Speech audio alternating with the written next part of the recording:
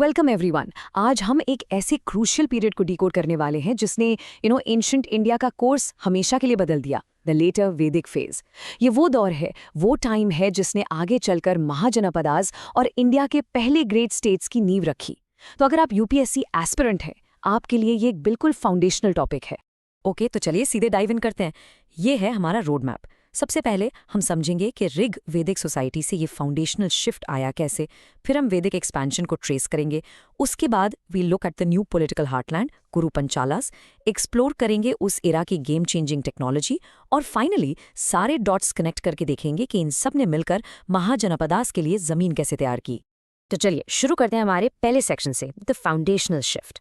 यहाँ हम ये समझेंगे कि आखिर एक सेमी नोमैडिक पेस्टोरल सोसाइटी ने एक सेटल्ड एग्रीकल्चरल लाइफ की तरफ अपना पहला कदम कैसे बढ़ाया, और यहीं से स्टेट फॉर्मेशन की कहानी कैसे शुरू हुई। देखिए, अर्ली वैदिक एज जिसके बारे में हमें ऋग्वेदा से पता चलता है, वो लार्जली पेस्टोरल थी। लोग सेमी नोमैडिक लाइफ जी रहे थे। कैटल वेल्थ सबसे इंपॉर्टेंट थी। लेकिन सी 1000 से 600 BCE तक आते आते एक बहुत बड़ा बदलाव आया। सोसाइटी अब सेटल हो गई, एग्रीकल्चर प्राइमरी बन गया, और बस यहाँ से स्टेट फॉर्मेशन का प्रोसेस आगे बढ़ता है। तो सवाल ये है कि हम इस पीरियड को इतनी डिटेल में जानते कैसे हैं? Well, the answer lies in combining दो बहुत अलग अलग तरह की सोर्सेज। एक तरफ हमारे पास है लेटर वैदिक टेक्स्ट जैसे समा, यजुर और अथर्ववेदा, जो हमें सोसाइटी और रिचुअल्स के बारे में बताते हैं, और दूसरी तरफ हमारे पास है आर्कियोलॉजी जैसे कि पेंटेड ग्रेवेयर पॉटरी और आयरन टूल्स। जब हम इन दोनों को एक साथ रखते हैं तभी जाकर हमें उस दौर की एक कंप्लीट पिक्चर मिलती है। अब आते हैं हमारे सेकंड सेक्शन पर, द वैदिक एक्सपेंशन। देखिए, ये जो सोशल शिफ्ट था ना, ये सिर्फ लाइफस्टाइल में नहीं था, ये ज्योग्राफी में भी था। The centre of power was about to move. तो चलिए देखते हैं कि ये एक्सपेंशन कहाँ और कैसे हुआ बिटवीन 1000 एंड 600 BC। ओके, सो ये टाइमलाइन हमें इस दौर का एक बहुत ही क्लियर फ्रेम देती है।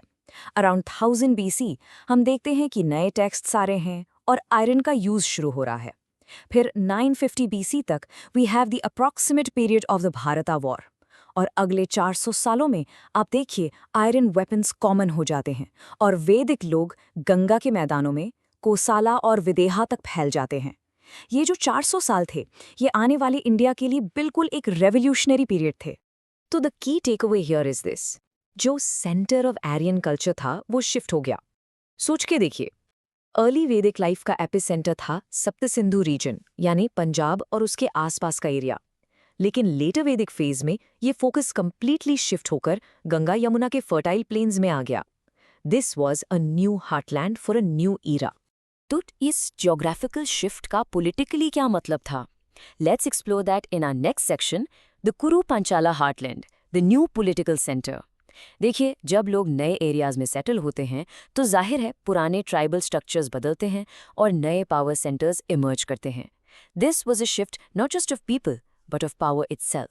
इस दौर में एक बहुत ही क्रूशियल पॉलिटिकल डेवलपमेंट हुआ, और वो था कंसोलिडेशन। ऋग्वैदिक काल की दो बड़ी ट्राइब्स, द भारतस और पुरुष, ये कंबाइन होकर कुरु लिनिएज बनाते हैं। और जब ये कुरुस पंचालस के साथ मिल जाते हैं तो ये मिलकर अपर और मिडिल दुआब पर कंट्रोल कर लेते हैं। बस यहीं से आगे चलकर जनपदा का कॉन्सेप्ट बनेगा, यानी एक टेरिटरी बेस्ड पॉलिटिकल यूनिट जिसकी कैपिटल थी हस्तिनापुर। और ये स्लाइड ये बिल्कुल परफेक्टली इलिस्ट्रेट करती है difference between literary sources and ground reality. एक बहुत ही की कॉन्सेप्ट है आपके मेन्स आंसर्स के लिए। एक तरफ महाभारता है जो काफी बाद में कंपाइल हुई, जो हस्तिनापुर को एक ग्रैंड इम्पोजिंग सिटी की तरह दिखाती है। लेकिन जब आर्कियोलॉजिस्ट ने वहां एक्सकवेशन किया तो उन्हें बर्न्ड ब्रिक्स का कोई एविडेंस नहीं मिला, सिर्फ सिंपल मड स्ट्रक्चर्स। इससे हमें उस समय के मटेरियल एडवांसमेंट का एक रियलिस्टिक आइडिया मिलता है। ये शिफ्ट भी काफी सिग्निफिकेंट है। ट्रेडिशन कहता है कि हस्तिनापुर में जब फ्लड आया तो कुरु क्लान के जो बचे हुए लोग थे वो कौसाम्बी शिफ्ट हो गए। ये क्या दिखाता है? ये उनके कंटिन्यूअस ईस्टवर्ड एक्सपेंशन को दिखाता है, कौसाम्बी जैसे नए सेंटर्स का डेवलप होना, और ऑफ कोर्स गैंजेटिक प्लेन्स की बढ़ती हुई इंपॉर्टेंस को। तो सवाल ये है कि इस पूरे एक्सपेंशन और सेटलमेंट के पीछे ड्राइविंग फोर्स क्या थी? Well, the answer lies in technology and the new economy. तो चलिए अपने फोर्थ सेक्शन की तरफ बढ़ते हैं, the PGW iron face culture and later वैदिक इकोनॉमी, और एक्सप्लोर करते हैं इस ट्रांसफॉर्मेशन के इकोनॉमिक इंजन को।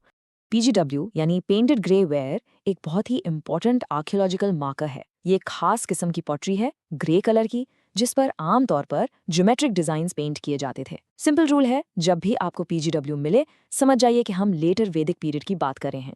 इसका मिलना ये शो करता है कि एक काफी बड़े एरिया में एक शेयर्ड मटेरियल कल्चर एग्जिस्ट करती थी, जिसे इट्स बिलीव्ड सोसाइटी के अपर ऑर्डर्स यूज करते थे। And then comes the game changer, iron. इसका इंट्रोडक्शन बिल्कुल रेवोल्यूशनरी था। वैदिक टेक्स्ट में इसे श्यामा या कृष्णा अयास कहा गया है। अराउंड 800 बीसी तक वेस्टर्न यूपी में आयरन वेपन्स जैसे एरोहेड्स और स्पीयरहेड्स काफी कॉमन हो गए थे। इन वेपन्स ने ना सिर्फ मिलिट्री सुपीरियॉरिटी दी, बल्कि आयरन एक्स से घने जंगल साफ करके एग्रीकल्चर के लिए जमीन तैयार करना भी आसान हो गया। अब देखिए, एक सिंगल प्लाउ से 24 बैलों को जोतना, ये शायद एक एग्जैजरेशन हो, लेकिन इससे हमें एक बहुत ही क्रूशल इंसाइट मिलती है, and that is the growing importance of agriculture. भले ही प्लाउशेयर अभी भी लकड़ी का था, लेकिन लार्ज स्केल फार्मिंग का एम्बिशन वो अब एक रियलिटी बन चुका था। तो अब आप पूरी पिक्चर देख सकते हैं कि इकोनॉमी कितनी डाइवर्स हो चुकी थी। पेस्टोरलिज्म से शिफ्ट होकर अब सेटल्ड एग्रीकल्चर लाइवलीहुड का मेन सोर्स बन चुका था। बार्ली के साथ साथ राइस और व्हीट जैसे चीफ क्रॉप्स आ गए, आयरन और कॉपर का यूज बढ़ गया, और वीविंग, पॉटरी, कार्पेंट्री जैसे स्पेशलाइज्ड क्राफ्ट्स भी डेवलप हुए। लोग अब मड ब्रिक के घरों में एक सेटल्ड लाइफ जी रहे थे। तो इन सब डेवलपमेंट्स का फाइनल रिजल्ट क्या हुआ? How did all of this lay the foundation for the next big phase of Indian history? चलिए अब सारे डॉट्स कनेक्ट करते हैं। तो आखिर ये सारे डेवलपमेंट्स आपस में जुड़े कैसे हैं? The answer is this causal chain. ये एक स्टेप बाय स्टेप प्रोसेस था। नंबर 1, आयरन टूल्स ने एग्रीकल्चर को बूस्ट किया। नंबर 2, एग्रीकल्चर से सरप्लस प्रोडक्शन हुआ। नंबर 3, इस सरप्लस ने नॉन फार्मिंग पॉपुलेशन को सपोर्ट किया, जैसे क्राफ्ट्समैन। नंबर 4, और इसी सरप्लस से अब पेजेंट्स अपने राजा और पुरोहित को भी सपोर्ट कर सकते थे। इससे क्या हुआ? पावर सेंट्रलाइज्ड हुई और हस्तिनापुर जैसे प्रोटो अर्बन सेंटर्स डेवलप हुए, जो आगे चलकर स्टेट्स का बेस बने। और ये कोट, ये इस पूरे फेज को बिल्कुल परफेक्टली समराइज करता है, सिर्फ एक लाइन में।